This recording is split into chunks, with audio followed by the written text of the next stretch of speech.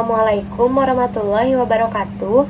Perkenalkan, saya Dila Amalia Rabiha dari kelas M4 dengan NPM 101202550E. Di sini, saya akan menjelaskan mengenai materi keputusan taktis. Materi ini sebagai bahan pengganti ujian akhir semester mata kuliah akuntansi. Keputusan taktis adalah keputusan alternatif dalam waktu singkat dengan mendukung sasaran strategis perusahaan secara keseluruhan meskipun dalam skala pendek maupun jangka pendek. Tujuan dari keputusan taktis adalah memilih strategi alternatif sehingga keunggulan kompetitif jangka panjang dapat tercapai. Pengambilan keputusan ini harus mendukung tujuan keseluruhan, meskipun tujuan langsungnya berjangka pendek atau berskala kecil. Keputusan taktis yang tepat yaitu keputusan yang dibuat untuk mencapai tidak hanya tujuan terbatas, tetapi berguna juga untuk jangka panjang. Contoh, dimisalkan suatu perusahaan sedang mempertimbangkan untuk memproduksi suatu komponen daripada membelinya kepada pemasok. Tujuan ini adalah untuk menekan biaya perusahaan dalam pembuatan produk utama dengan segera. Tapi, keputusan yang diambil oleh perusahaan ini merupakan sebagian kecil dari keseluruhan strategi perusahaan dalam meraih keunggulan biaya. Jadi, keputusan ini merupakan keputusan taktis yang berupa tindakan skala kecil yang bermanfaat untuk tujuan jangka panjang. Ada 6 langkah yang mendeskripsikan proses pengambilan keputusan taktis yang direkomendasikan sebagai berikut. Yang pertama, kenali dan definisikan masalah. Yang kedua, identifikasi setiap alternatif sebagai solusi yang layak atau masalah tersebut, eliminasi alternatif yang secara nyata tidak layak.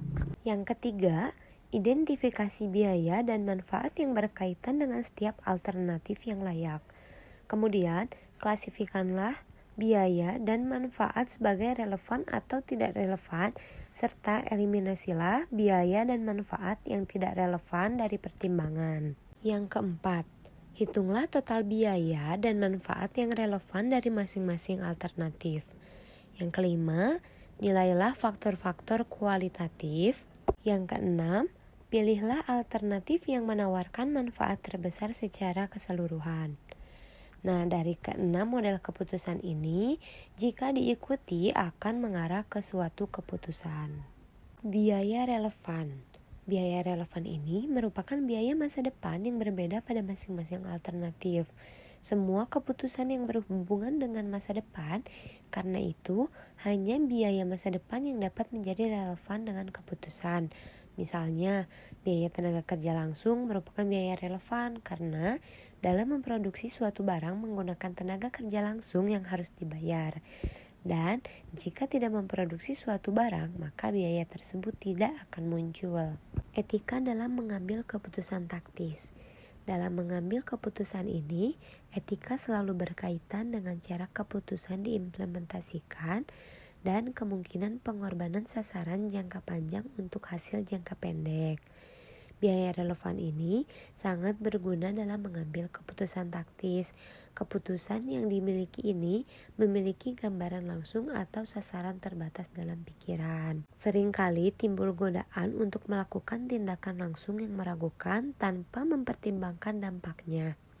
Namun, beberapa masalah etika dapat dihindari hanya dengan menggunakan akal sehat dan tidak memfokuskan semata-mata pada jangka pendek atau beban jangka panjang. Sekian pemaparan materi yang dapat saya sampaikan. Mohon maaf bila banyak kesalahan. Semoga video ini dapat bermanfaat. Wassalamualaikum warahmatullahi wabarakatuh.